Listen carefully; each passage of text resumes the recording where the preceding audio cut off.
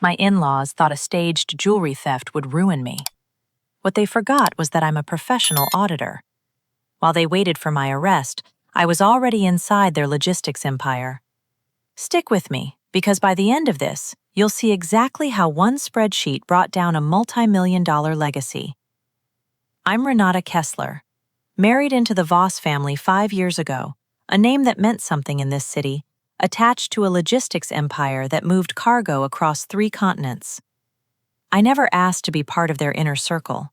I just wanted to be part of my husband's life. It happened at a family dinner celebrating the company's 40th anniversary. Crystal glasses, catered everything, the whole Voss family performing warmth for each other the way they always did in public.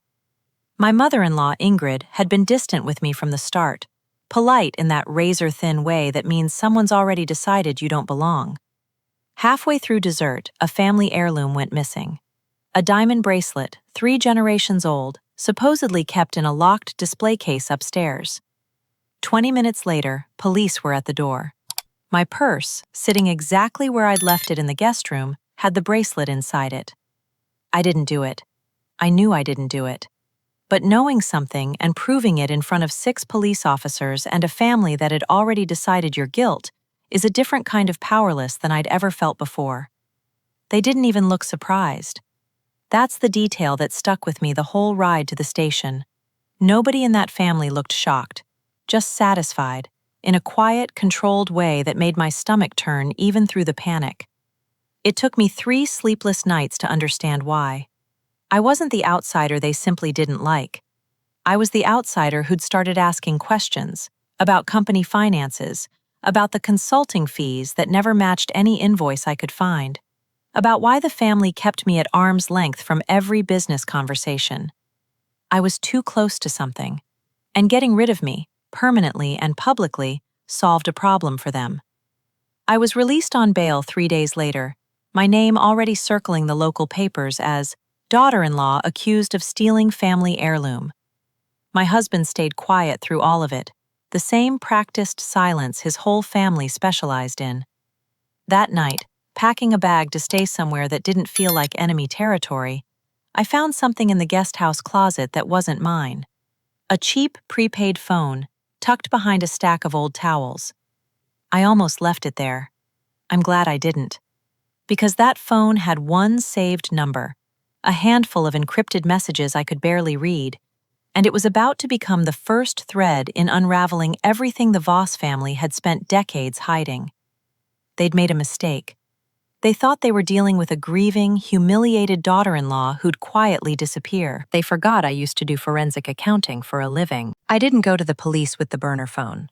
Not yet. I'd spent 6 years in forensic accounting before I met my husband, tracing exactly this kind of quiet, layered fraud for a Big 4 firm. I knew that one phone on its own was nothing. A defense attorney would call it circumstantial in about 4 seconds. What I needed was a pattern, and patterns take patience. So instead of panicking, I got methodical. The single saved contact on that burner led to a private messaging server, encrypted, but not as well as whoever set it up believed. It took me 2 weeks of careful, quiet digging, working from a laptop in a rented apartment across town, piecing together login patterns and metadata like it was any other audit. What I found first wasn't the theft frame-up. It was worse and older. Ghost employees. 14 of them on the Voss Logistics payroll, drawing steady paychecks for over 6 years, names that didn't match any social security records, addresses that led to empty lots, tax filings that simply didn't exist anywhere in the system. Someone had been quietly draining the company through payroll for a very long time, and it wasn't sloppy. It was engineered. I remember sitting at that kitchen table at 1 a.m., staring at the spreadsheet I'd built, feeling something shift in my chest. I wasn't scared anymore. I was working. Once I had the payroll thread, the rest started unraveling faster than I expected.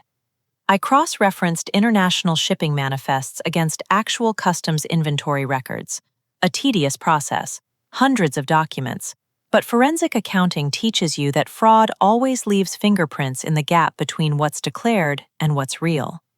The gap here wasn't small. Millions of dollars in cargo simply wasn't accounted for on any manifest, logged as in transit, pending customs, or not logged at all, moving through a web of shell companies registered across 4 different tax jurisdictions I'd never even heard of before that month. It was a genuinely sophisticated operation. Somebody in that family, or several somebodies, had spent years building a system to siphon profits out of a legitimate business through offshore entities that existed on paper and nowhere else. Tax evasion, systematic and deliberate, stacked on top of the payroll fraud, stacked on top of who knows what else I hadn't found yet. I sat back from my laptop one night and actually laughed, quietly, alone in that apartment.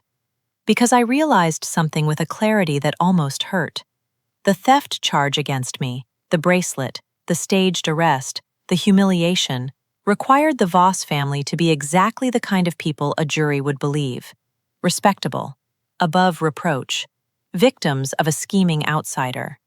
The mountain of fraud sitting on my laptop made that story mathematically impossible to sustain. You cannot convince 12 jurors that a family desperately protecting a spotless legacy would fabricate evidence against an innocent woman, while that same family is quietly bleeding millions through fake employees and phantom cargo. Their frame-up wasn't just cruel. It was the single worst miscalculation they could have made, because it put me close enough and angry enough to find every single thing they'd spent a decade hiding. I wasn't the outsider anymore. I was the auditor they never should have let marry into the family. I didn't go to my husband first. I didn't go to a local lawyer either. I already understood that this family had spent decades building relationships in this city, the kind of quiet local influence that makes charges disappear and inconvenient auditors get discredited before they ever reach a courtroom. So I went outside the city entirely. I compiled everything: the ghost payroll records, the shell company structures, the manifest discrepancies, 6 years of tax filings that didn't add up, into a single, meticulously organized report, and I sent it directly to international financial regulators and customs authorities in every jurisdiction where the Voss shell companies were registered. I didn't leak it to a journalist. I didn't post it anywhere public. I handed it, quietly and simultaneously, to the people with actual legal power to act on it, in places far outside the reach of local favors and family friendships. 3 weeks later, my theft case was still crawling toward trial. Ingrid Voss had grown increasingly confident in front of reporters, painting herself as a grieving matriarch defending her family's legacy against a manipulative outsider. She had no idea what was already in motion in 4 different countries. The raids happened on a Tuesday morning, the same week my trial was set to begin.